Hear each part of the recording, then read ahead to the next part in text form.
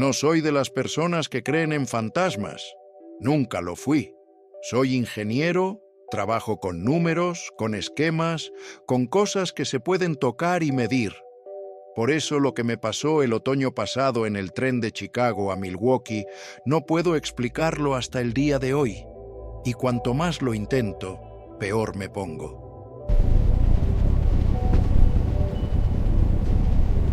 Era alrededor de las 11 de la noche. Iba en el último servicio, cansado después de una conferencia, con el maletín hundiéndome el hombro y la cabeza zumbando de café y agotamiento. El vagón estaba casi vacío. Un par de estudiantes con audífonos al fondo, una mujer de mediana edad con un libro, alguien más dormido debajo de su chamarra. Una imagen normal para un lunes en la noche. Me senté junto a la ventana, apoyé la cabeza en el vidrio y casi me quedé dormido. Afuera pasaban las luces de los suburbios, primero densas, luego cada vez más escasas, hasta que solo quedó la oscuridad y manchas amarillas dispersas de los faroles del camino. Fue entonces cuando lo noté. Subió en la parada de Glenview.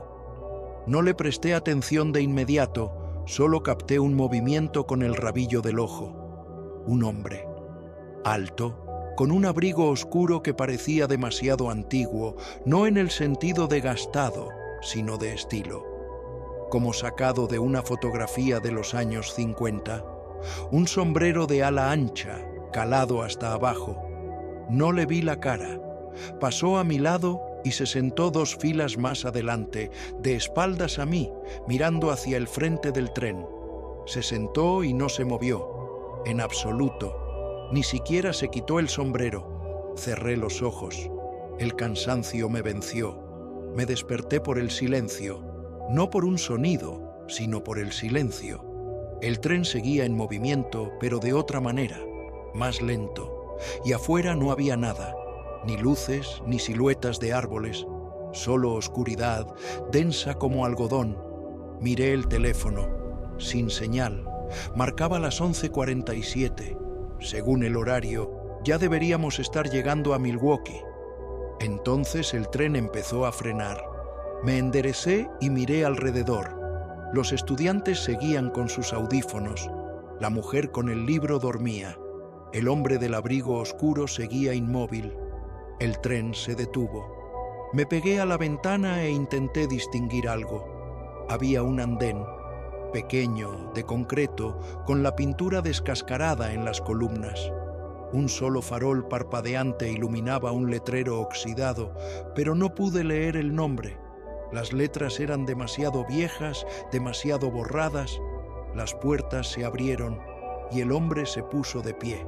Se levantó despacio, como alguien a quien le duelen las articulaciones o como alguien que hace algo por primera vez y no está seguro de cada movimiento. Tomó del asiento de al lado un maletín de viaje, de cuero café, con cierres metálicos. No me había dado cuenta de cuándo lo había puesto ahí. Caminó hacia las puertas, y cuando pasó a mi lado, vi su cara. No diría que era aterradora. No había sangre, no había cuencas vacías, nada de eso. Solo el rostro de un hombre de cierta edad, pero era incorrecto, como una fotografía impresa con un error. Todos los rasgos estaban en su lugar, pero algo en las proporciones, en la distancia entre los ojos, en la línea de la boca, todo estaba apenas un poco mal. Lo suficiente para que el cerebro gritara: «Esto no está bien». Me miró, no de reojo, fijamente, 3 o 4 segundos que se sintieron como minutos, y sonrió, despacio, como si recordara cómo se hacía. Luego bajó al andén. Las puertas se cerraron.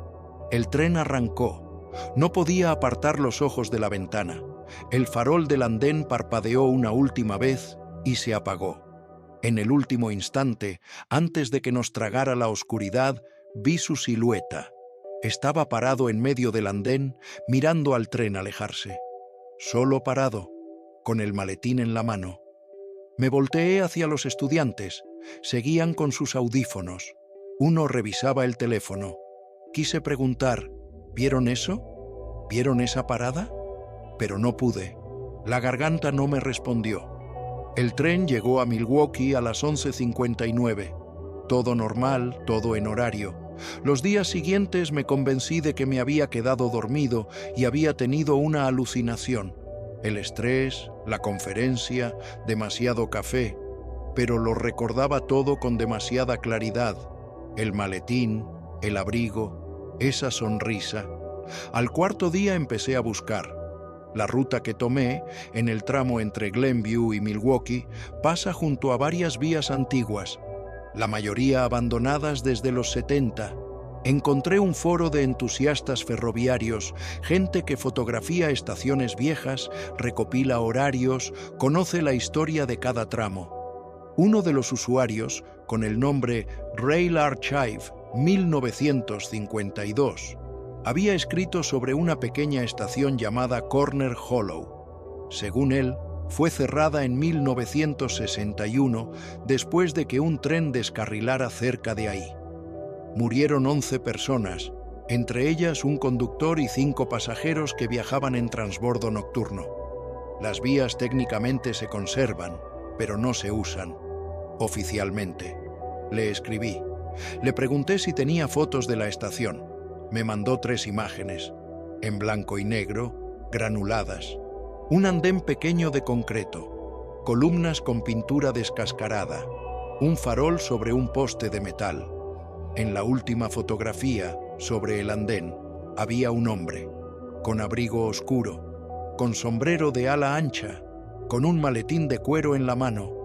Rail Archive 1952 había escrito debajo de la imagen: "No sé quién es". La foto fue tomada en 1987. El andén llevaba 26 años abandonado. Cerré la laptop y me quedé sentado en la oscuridad por un largo rato. No sé qué fue aquello. No sé cómo llegó el tren a esas vías y no sé qué hacía ese hombre en una estación clausurada en 1987 ni el otoño pasado. No sé a dónde iba con ese maletín ni por qué me sonrió a mí, pero desde entonces no tomo trenes después de las 10 de la noche. Y si alguna vez el tren en el que viajan empieza a reducir la velocidad donde no debería haber ninguna parada y las puertas se abren hacia un andén oscuro, no miren a quien baja. Simplemente no lo miren.